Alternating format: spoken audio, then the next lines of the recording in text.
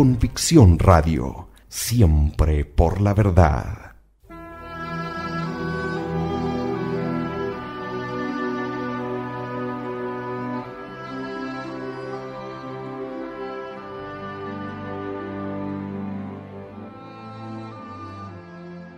Demostración de la divinidad de Jesucristo y de la religión cristiana. Separada de la obra La religión demostrada, del padre Hilaire.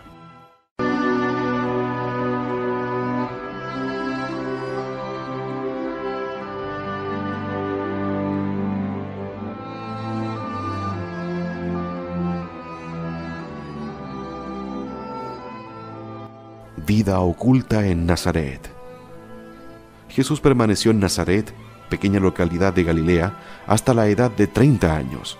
Acerca de tan largo espacio de tiempo, el Evangelio no dice más que estas dos frases. Estaba sujeto a María y a José. Mostraba cada vez más la gracia y la sabiduría que moraban en él. La tradición nos enseña que ayudaba a su padre adoptivo, José, en su humilde trabajo de carpintero. Los primeros cristianos mostraban los yugos y los arados hechos por el divino obrero. ¿Por qué estos 30 años de vida oculta? Jesús quiso enseñarnos los grandes deberes del hombre: la humildad, la obediencia, el trabajo, el amor a la vida obscura, el olvido de sí mismo y el desprecio de las riquezas. El orgullo y la ambición habían perdido al hombre. La humanidad y la obediencia debían salvarle. Jesucristo, con su ejemplo, rehabilita el trabajo manual, tan despreciado de los paganos, que lo dejaban a los esclavos. A través de los siglos, los obreros hallarán su título de nobleza en el taller de Nazaret, cerca de Jesús obrero. En Nazaret, como en el Calvario, Jesús se muestra el verdadero Salvador del mundo. Preludio de la vida pública de Jesucristo. Cuando los antiguos reyes recorrían sus provincias, iban precedidos por heraldos que anunciaban su llegada y preparaban los caminos por donde había de pasar el cortejo real. Dios había predicho por sus profetas que el Mesías tendría un precursor que anunciara su llegada. Yo enviaré, dijo a Malaquías, un mensajero que me prepare los caminos, e inmediatamente después aparecerá en el templo el dominador que vosotros esperáis, el ángel de la alianza que deseáis. El año 15 del reinado de Tiberio, siendo gobernador de la Judea Poncio Pilato y Herodes de Galilea, se vio aparecer a orillas del Jordán a un profeta extraordinario. Era Juan Bautista, niño milagroso, nacido de Zacarías y de Isabel, prima de María, madre de Jesús. Se había preparado para su misión con una vida austera en el desierto. A la edad de 30 años se presenta, mandado por el cielo, a predicar el advenimiento del reino de Dios. Bautiza en las aguas del río a los pecadores, y por tal razón, el pueblo le apellida Bautista. Las muchedumbres acuden a escuchar a este profeta, y se preguntan si no es él el Mesías. No les contesta. Yo no soy el Cristo, pero vendrá bien pronto en pos de mi ángel, a quien no soy digno de desatar las correas de su calzado. Él os bautizará en el Espíritu Santo. Hacía 6 meses que Juan Bautista anunciaba a los judíos la próxima llegada del Mesías. El 6 de enero, Jesús, después de cumplir 30 años, salió de Nazaret y vino a pedir el bautismo a su precursor. Cuando salió del agua, el cielo se abrió. El Espíritu Santo descendió en forma de paloma sobre la cabeza de Jesús, y se oyó una voz que decía: Este es mi Hijo amado, en quien tengo todas mis complacencias. Era la manifestación del ministerio de la Trinidad.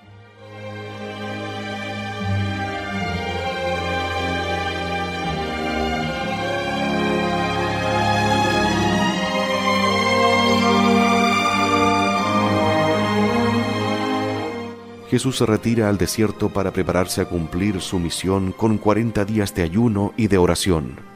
Durante este tiempo, Juan Bautista lo anuncia a Israel. Declara a los enviados de la sinagoga: Yo no soy sino la voz anunciada por el profeta Isaías, pero entre vosotros está una a quien no conocéis. Es el Cristo, el Hijo de Dios. Algunos días más tarde, Juan le vio venir del desierto y le rindió homenaje, diciendo al pueblo: He ahí el Cordero de Dios, he ahí el que quita los pecados del mundo. Yo no lo conocía, pero he visto descender al Espíritu Santo sobre él, y os aseguro que es el Hijo de Dios.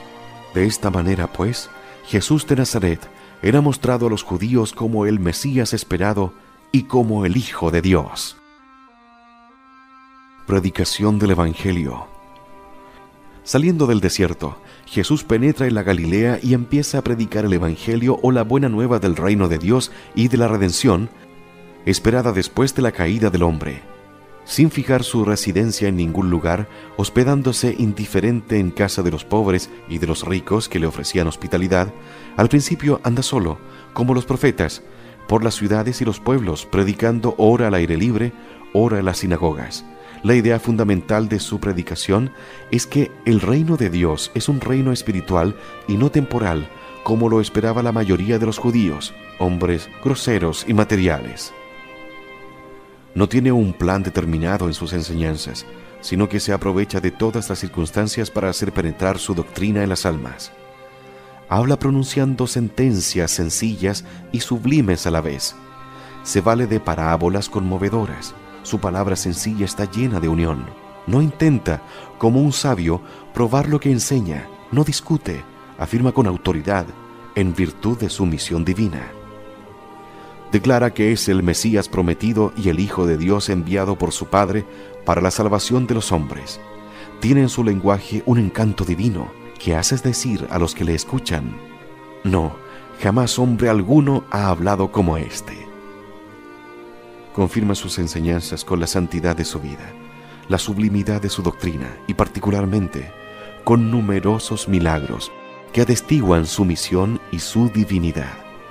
Ejerce sobre la creación entera su acción dominadora, como Señor de todas las cosas. Todo le obedece: el cielo, la tierra, los infiernos. Los ángeles acuden al desierto a servirle. Moisés y Elías le acompañan en el Tabor. Multiplica los panes, calma las tempestades, camina sobre las olas, realiza un sinnúmero de curaciones y resucita a los muertos. Arroja a los demonios del cuerpo de los poseídos. Para llevar a cabo estos milagros, le basta una palabra, un gesto, un simple contacto.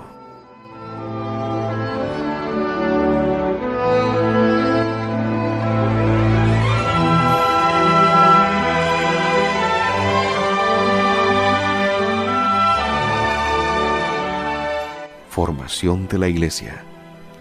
Después de sus primeras predicaciones, un gran número de hombres empiezan a seguirle para escuchar su palabra de vida y ser testigos de sus milagros. De entre estos primeros secuaces, Jesucristo elige 12, en recuerdo de los 12 patriarcas de Israel, y los llama apóstoles, es decir, enviados, porque quería enviarlos a predicar su doctrina a todos los pueblos de la tierra. Los lleva consigo, los instruye con un cuidado especial, y durante 3 años recorre con ellos Galilea, Judea, Samaria y el mismo desierto, a donde le siguen las muchedumbres ávidas de escucharle. De tiempo en tiempo envía a sus apóstoles, de 2 en 2, a predicar el Evangelio. En prueba de su misión les confiere el poder de expulsar a los demonios y de curar las enfermedades, como lo hacía él mismo. El tercer año de su apostolado, Jesucristo eligió también 72 discípulos, en recuerdo de los 72 consejeros de Moisés, para que ayudaran a los apóstoles en la predicación del Evangelio por las ciudades y la campina. De esta suerte echa los cimientos de su iglesia, que debía continuar su obra sobre la tierra. Cierto día, dirigiéndose a Simón, cuyo nombre había antes cambiado por el de Pedro, le nombró jefe de su iglesia, diciéndole: Tú eres Pedro, sobre esta piedra edificaré mi iglesia, y las puertas, es decir, las potestades del infierno no prevalecerán contra ella. Y le confió las llaves del reino de los cielos para que las transmitiera a sus sucesores. Los enemigos de Jesucristo. Durante los 3 años de su vida pública, Jesucristo tuvo que combatir la incredulidad de los judíos y la hostilidad celosa de los jefes de la nación. Israel esperaba un Mesías poderoso para restaurar el trono de David y dar a los judíos el imperio sobre todos los otros pueblos. Esperaba una revolución política y no una transformación religiosa, interpretando en este sentido material las profecías que anunciaba el reino glorioso del Mesías. Este pueblo carnal y terrenal no reconoció al conquistador de sus ensueños en este profeta de Nazaret, pobre y obscuro, que predicaba la guerra a las pasiones, el desprecio de las riquezas y el reinado de Dios en las almas. El pueblo, empero, arrastrado por la dulzura y los milagros de Jesús, se dejaba convencer. Pero los jefes de la nación se declararon enemigos de Jesucristo y atribuían sus milagros al poder del demonio.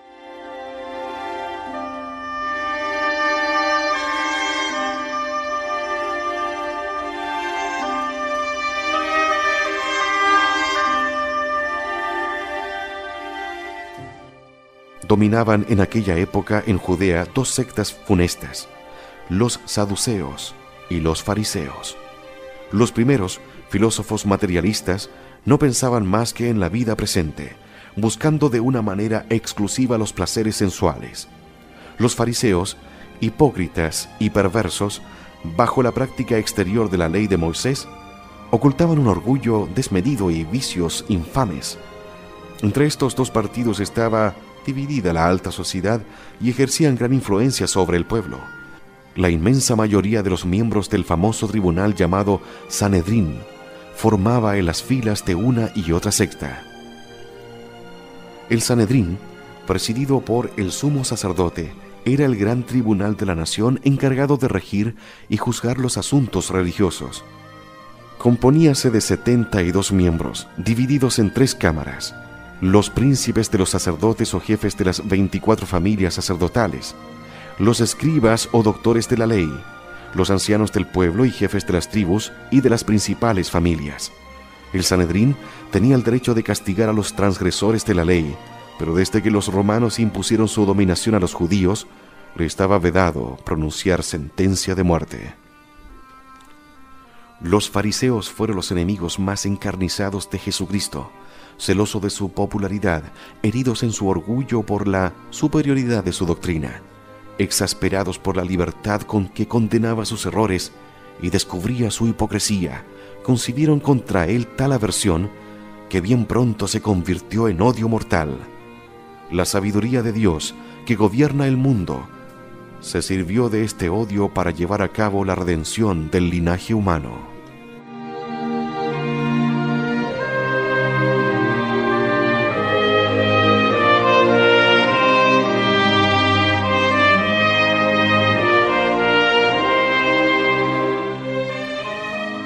La pasión de Cristo Redentor. Jesucristo había venido a este mundo no solo para instruirlo y traerle una religión más perfecta, sino también para rescatar la humanidad culpable. Ahora bien, esta redención debía cumplirse mediante el sacrificio de su vida y la efusión de su sangre. A mediados del 4º año de su predicación, Jesucristo subió a Jerusalén para celebrar allí la Pascua con sus apóstoles. El Cristo, verdadero Rey de Israel, quiso entrar triunfalmente en la ciudad santa. El pueblo, al saber que llegaba Jesús, corrió a su encuentro, llevando palmas y ramos de olivo, alfombrado con hojas el camino que debía recorrer, mientras gritaba lleno de júbilo: «Hosana al Hijo de David». Estas aclaraciones exasperaron a los fariseos, que buscaron la manera de apoderarse de él, sin soliviantar a las muchedumbres. Aceptaron complacidos el ofrecimiento de Judas Iscariote, que se brindaba a entregarle mediante el pago de 30 monedas de plata. Esta venta se repite en el transcurso de los siglos contra Cristo y su iglesia. Los judíos compran la prensa, compran los votos, y la traición de Judas se repite en el mundo.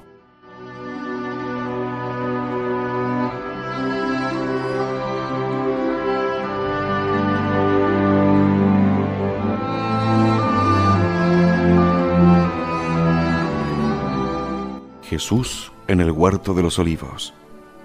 Jueves Santo por la noche el Salvador reunió en Jerusalén a sus 12 apóstoles para comer el Cordero Pascual, según el ceremonial prescrito por Moisés. Después de la institución de la Divina Eucaristía, la gran Pascua de la Nueva Ley, Jesús se encaminó al huerto de los Olivos. Allí, al considerar los sufrimientos que les esperaban y su inutilidad para muchos, el Salvador se sintió oprimido por una amarga tristeza, cayó en agonía y, desde las 8 de la noche a las 11, lloró los pecados del mundo. A medianoche llega Judas capitaneando a los soldados del Sanedrín. Jesús pronuncia esta única frase: «Soy Jesús de Nazaret», y la tropa cae de espaldas. Quiere mostrar con este prodigio que va a entregarse libremente a los sufrimientos. Se deja, pues, atar y conducir a Jerusalén, mientras sus discípulos le desamparan.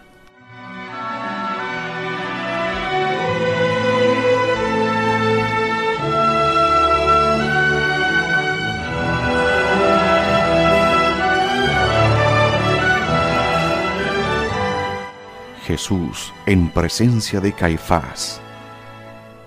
Contra todas las reglas de procedimiento, el gran sacerdote reúne el Sanedrín a medianoche para condenar al Salvador. Estos jueces buscan testigos falsos, pero sus declaraciones carecen de eficacia para justificar la sentencia de muerte. Para poder pronunciarla contra Jesús, no haya el Sanedrín otro pretexto que la afirmación solemne de Jesús: «Sí, soy el Cristo, el Hijo de Dios». Caifás dice que semejante afirmación es una horrenda blasfemia. Y como de acuerdo con la ley mosaica, la blasfemia era castigada con la muerte, Jesús es condenado y entregado, entre tanto, a la brutalidad de los lacayos y soldados. Jesús ante Pilato. El Viernes Santo, a eso de las 7 de la mañana, Jesús es conducido al tribunal de Pilato, gobernador romano, para que ratifique y ejecute la sentencia. El gobernador invita a los enemigos de Jesús a que expongan sus acusaciones contra él, y entonces los del Sanedrín, dejando a un lado la acusación de blasfemia, le presenta como reo de crímenes políticos. Este hombre, dicen, subleva al pueblo, prohíbe que se pague tributo al César, y se dice el Cristo Rey. Pilato interroga a Jesús, reconoce su inocencia y busca la manera de ponerlo en libertad, pero no quiere disgustar a los judíos, por temor a ser denunciado al emperador Tiberio y perder su puesto. Oyendo que Jesús es Galileo, le envía sin demora a Herodes, que se halla en Jerusalén con motivo de las fiestas de la Pascua. Jesús ante Herodes. Herodes, orgulloso de ver comparecer ante su tribunal a ese hombre extraordinario, le pide que haga algún milagro. En presencia de aquel príncipe impúdico, Jesús guarda silencio, por lo cual Herodes, despechado, le hace vestir con un traje de burla como a loco y lo devuelve a Pilato. Durante este tiempo, los fariseos propalan entre el pueblo toda suerte de calumnias contra el Salvador. La aparente debilidad y abatimiento de Jesús, el juicio del Sanedrín y de Herodes, todo induce a creer que lo afirmado por los fariseos no es calumnia, sino verdad. El pueblo judío, que 5 días antes gritaba «Hosana al Hijo de David», dentro de poco pediría su muerte. De un modo análogo, el pueblo católico de Francia y de otros países, engañado por los judíos y los masones, vota por los enemigos de Dios y les permite forjar toda clase de leyes contrarias a la libertad de la Iglesia y al bien de la patria.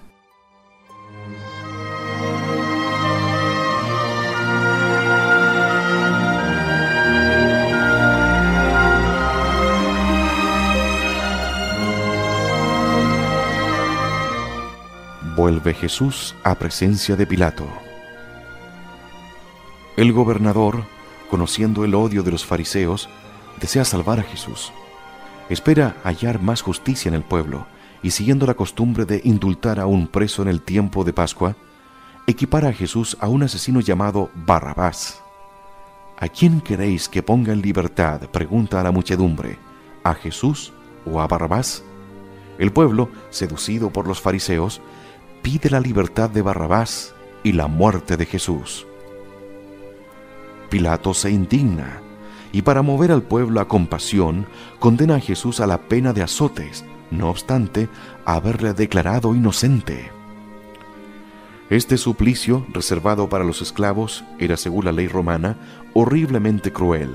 El condenado, completamente desnudo, era atado a una columna baja, de modo que presentara la espalda encorvada a los golpes terribles de los verdugos ejercitados en el arte de la tortura.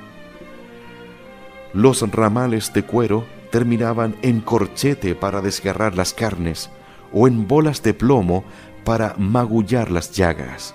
Cada golpe arrancaba jirones de carne y la sangre corría de todas las partes del cuerpo.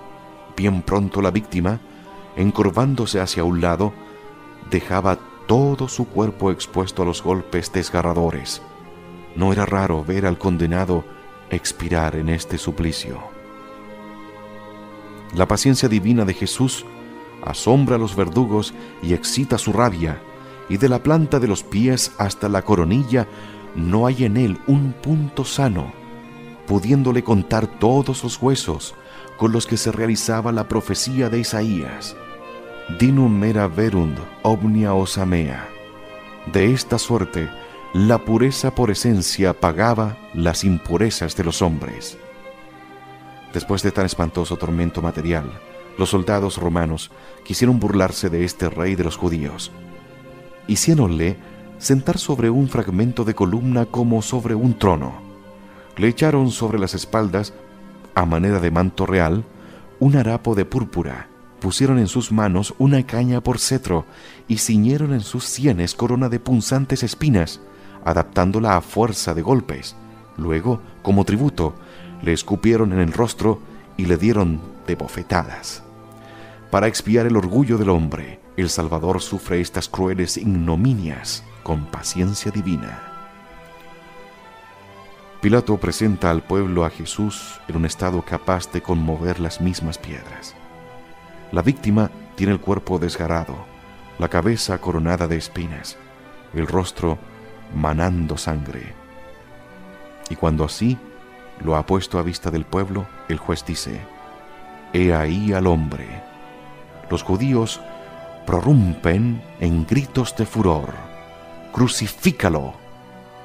Nosotros tenemos una ley y según ella debe morir, porque se ha hecho hijo de Dios. Los romanos acostumbraban a respetar las leyes religiosas de los pueblos conquistados, y por eso los fariseos sustituyen el crimen de Estado que Pilato rehúsa admitir con el crimen de religión.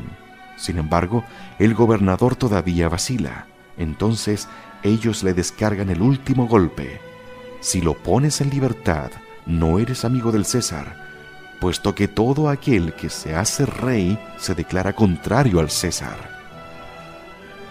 Al oír estas palabras, Pilato se estremece ante el temor de perder su puesto y se lava las manos diciendo: «Soy inocente de la sangre de este justo. Vosotros responderéis de ella». Los judíos gritan: «Que su sangre caiga sobre nosotros y sobre nuestros hijos».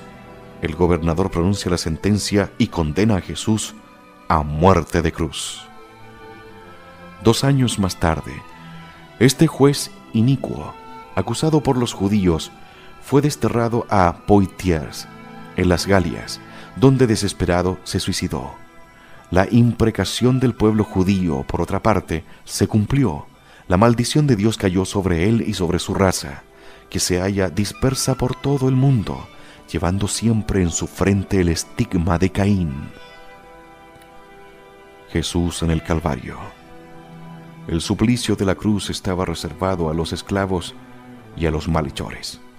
El Salvador del mundo, cargado con nuestras inequidades, quiere sufrir este suplicio humillante y cruel. Los verdugos colocan sobre sus hombros una pesada cruz, que él abraza con amor y arrastra penosamente hasta el Calvario, lugar destinado a las ejecuciones. El camino que conducía a él tenía una longitud de 750 metros. Al recorrer esta vía dolorosa, Jesús, extenuado por tantos sufrimientos, cae 3 veces. Al salir de Jerusalén, se halla incapaz de dar un paso, llevando la cruz a cuestas.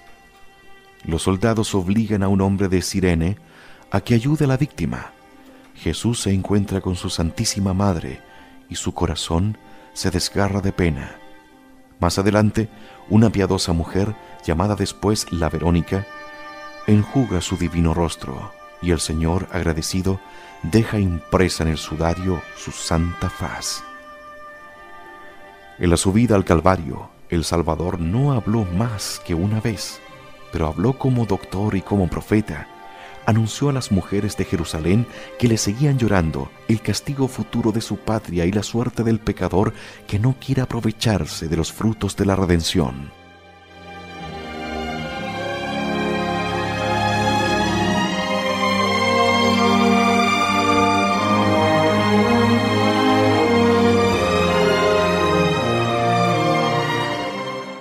Llegado al Calvario, Jesús, despojado de sus vestiduras, es clavado en la cruz por 4 sayones, que hacen penetrar, a fuerza de golpes de martillo, enormes clavos en sus pies y manos. Cuando la víctima queda clavada, en medio de atroces sufrimientos, los verdugos levantan la cruz y la dejan caer de golpe en el hoyo preparado de antemano. Cada sacudida produce en todos los miembros de Jesús un estremecimiento de espantosos dolores. Era mediodía. 2 ladrones fueron también crucificados con él, uno a la derecha y otro a la izquierda. Así se cumplía la profecía: ha sido computado entre los malhechores. Sobre la cruz, el Salvador, levantado entre la tierra y el cielo, pronuncia 7 palabras. Ora por sus verdugos, promete el paraíso al ladrón arrepentido, entrega a María por madre a Juan y luego calla por espacio de 3 horas. En aquel momento el sol se obscurece y densas neblinas cubren la tierra. Jesús aboga ante la justicia divina por los pecadores. Viendo el número de los réprobos que no querrán aprovecharse de sus méritos, deja escapar un grito de angustia hacia su Padre. Dios mío, ¿por qué me has abandonado? Después se vuelve a los hombres para decirles: tengo sed de salvación de vuestras almas. Por último, anuncia que todo se ha consumado. Las profecías se han cumplido. El precio de nuestro rescate está pagado. El Redentor profiere un gran grito, pone su alma en las manos de su Padre e inclinando la cabeza, expira. Eran las 3 de la tarde.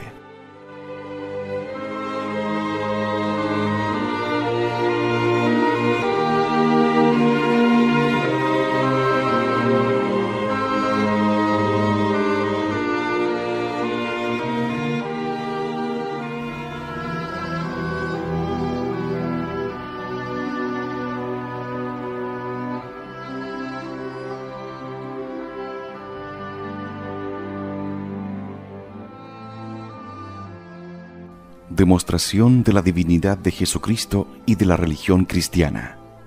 Separada de la obra La religión demostrada, del padre Hilaire. Convicción Radio, siempre por la verdad.